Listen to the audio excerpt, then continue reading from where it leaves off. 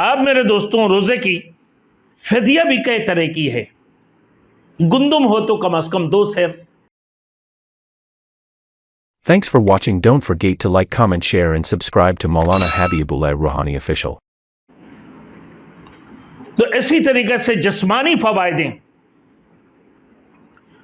بہت سارے وقت ایسے بھی ہے بھائی سفر کی حالت میں کہ بھائی سفر میں جب وہ اقامت یعنی اپنی جگہ پر ہے، گھر پر ہے، جب سفر کرتے اللہ رب العزت اس کی روزی میں فراخی عطا فرماتی ہیں، اس کی روزی سے تنگی دور ہو جاتی ہیں.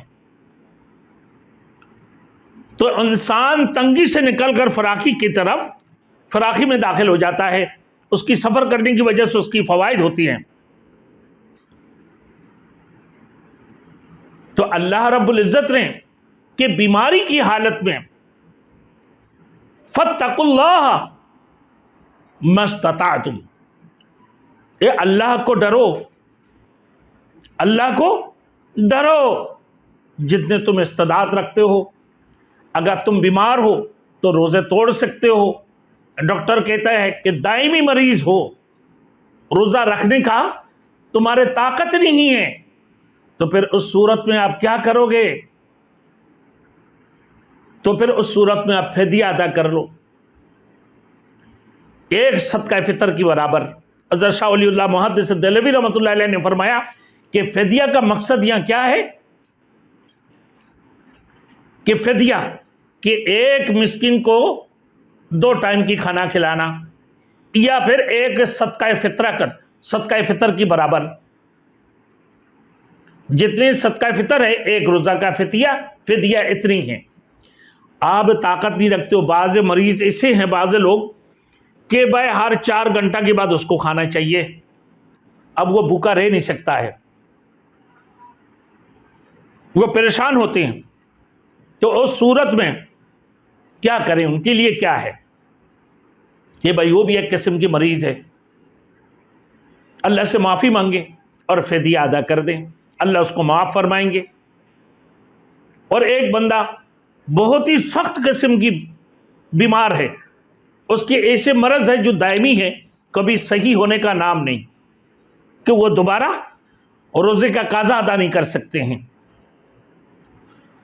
تو پھر وہ فدیہ ادا کریں.